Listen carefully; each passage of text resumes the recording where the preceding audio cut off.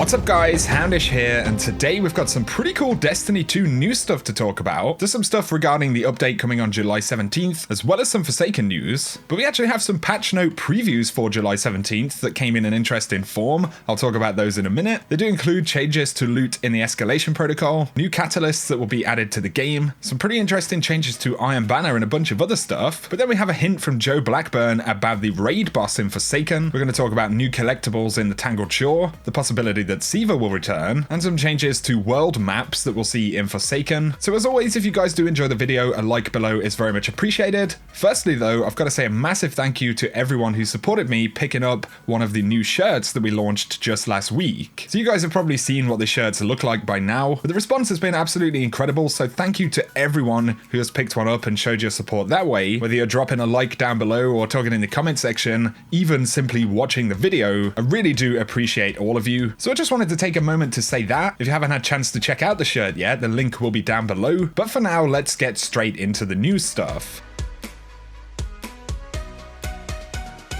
So first up, we have some patch note previews for updates that'll be coming on the 17th of July. There's some pretty cool stuff to break down, as I mentioned. Briefly though, this did actually come in the form of the GuardianCon charity marathon streams. I believe it was when Gigs was streaming, DMG was actually pushing out random patch notes every time they'd hit a certain threshold of donations, which is really cool. But I wanted to take a moment as well to mention GuardianCon in general. Of course, the main event is happening this weekend, but there are a bunch of live streams that various different content creators, I could almost guarantee that some of your favorite content creators will be present. There's a bunch of live streams even happening today, so I'm going to link their Twitch channel down below. They are donating a whole bunch of money to St. Jude's, which is a children's charity. So absolutely, if you can be a part of that, that would be amazing. I will drop those links down below. But these are the details that DMG actually put out regarding the update. So this is the July 17th update. I'm just going to read these out in the order that he posted them. But with update 1.2.3, we'll be adjusting the escalation protocol weapon reward chances to be more deterministic. So what does this mean? Well, it means that players will have improved chances each time they defeat the escalation protocol boss. So it's essentially smart loot. The more times you do it,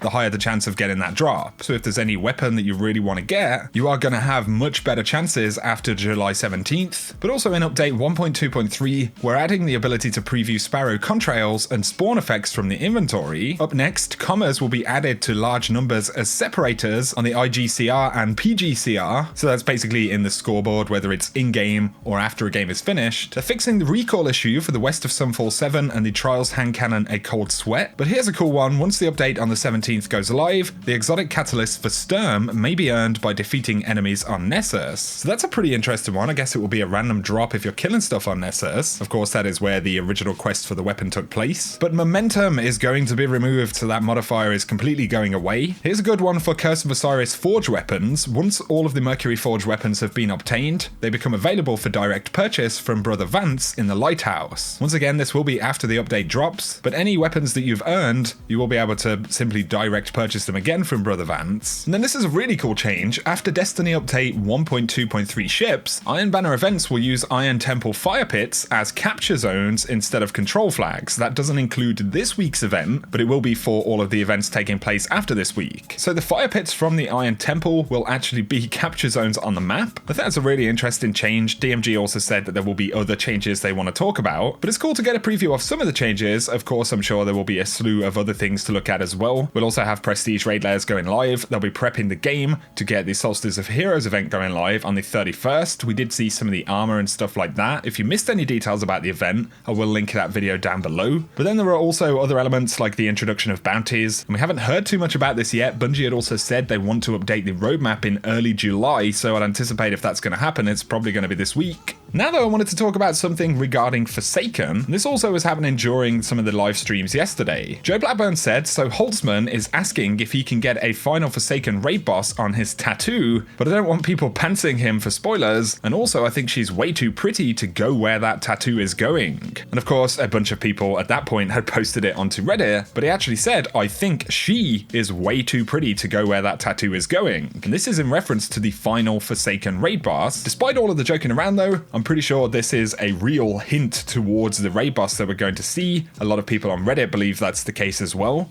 It isn't necessarily the fact that he's referring to a female boss that's interesting, it's the connotations and the potential characters that could mean. So I've seen a lot of people talk about it on Reddit. Could it be Mara Sov? Of course, that's not a completely ridiculous concept. Other people are speculating about Savathun. Of course, these are characters that we'd already anticipated could potentially be linked to this story in the expansion. And if it was a character like the Queen or Savathun, Bungie had also said that what you find ultimately in the raid will be the culmination and the root cause of everything that's happened in the Forsaken story. So what do you guys think? A female raid boss? Do you think it could be the Queen? Do you think it could be Savathun? I think the potential for it to be a Hive or Taken enemy especially is pretty high considering what's happening in the Dreaming City. Either way, let me know what you think down below. That is a pretty interesting tease though. Now though, to mention a couple of things, yesterday Game Informer posted some new gameplay. You can see this in the Game Informer Forsaken hub. They showed off some stuff in the Tangled Shore. One thing to point out right here is that on the bottom of the screen on the right there, it looks like we're seeing some kind of collectible that'll be in this space. Looks potentially like some kind of Fallen technology. We know that we're also going to work with a vendor called the Spider in the Tangled Shore. And of course, Fallen are scavengers, so who knows, maybe we could be collecting these items and returning them to him. Some other interesting things to point out, inside of the Tangled Shore in various different spaces, you can actually see Siva logos on some of the architecture. So you can see the kind of painted icon right here. It's very curious that we're seeing this inside of the space. Of course, you do see a bunch of different Fallen kind of icons and sigils all around, but seeing Siva there is pretty interesting. There is at least going to be some kind of backstory to that. We also have the Exodus Black Strike, which Bungie have taken out of the main rotation in the game right now. And originally when we saw this in the E3 2017 build, it actually said that it featured Siva enemies inside of the strike. So maybe Bungie are going to hold off and then update that in the Forsaken expansion. But I'd be curious to hear what you think about this. What role could Siva potentially play? Definitely an interesting one. But also Game Informer showed off some Lost Sectors and they spoke about Lost Sector changes, some of which they're going to detail in more depth. But they said Lost Sectors are no longer going to be throwaway activities. There are some significant changes to Lost Sectors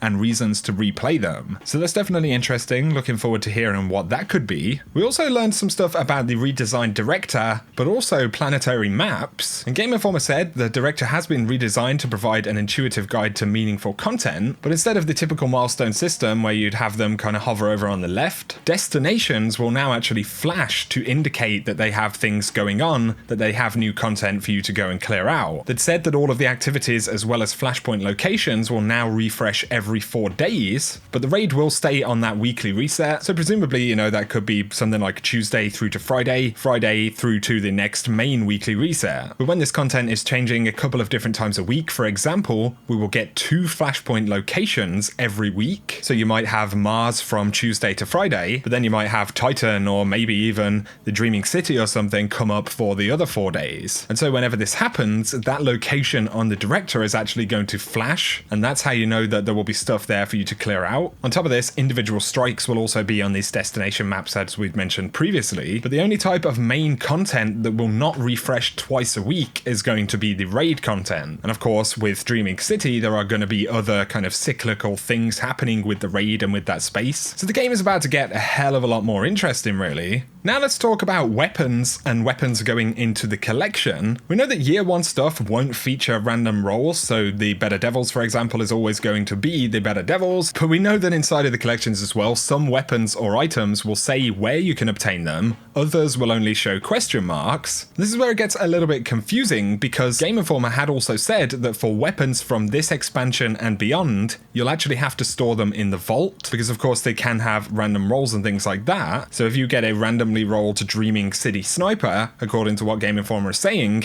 that will only be able to be stored in your actual vault. So I'm not sure how that is going to work with collections actually demonstrating where you can get gear from. Or maybe there will simply be a node in the collection for the year 2 stuff, you know, so it says you're missing the sniper from Dreaming City, or there's this gun which has a bunch of question marks you don't own, but at that point it's simply telling you whether you have had it or haven't had it. I'm not sure on that one, we'll have to wait for more clarification from Bungie. However, anything information from year one, like an origin story, for example, can be grabbed at any time. You can use the collections for shaders, so you could go in and grab 5 future war cult shaders if you wanted to. They would go into your inventory and then you could use them on the character, but you never need to keep them in the inventory, obviously. Either way, something to bear in mind is that you will have to keep your year 2 weapons inside of the vault according to Game Informer. Anyway guys, that is going to round up the video for now. I'd love to hear your thoughts on any of it down below. Let me know what you think of the changes coming up on July 17th. Any speculation about the character that we might see in the Keep of Voices raid in the Dreaming City. But if you have enjoyed the video, a like below is super appreciated, guys. If you're new to the channel, be sure to hit subscribe and hit that notification bell next to the subscribe button. That'll make sure you never miss a video. For now though, whatever you get up to, I hope you have an awesome day, and I will catch you very soon.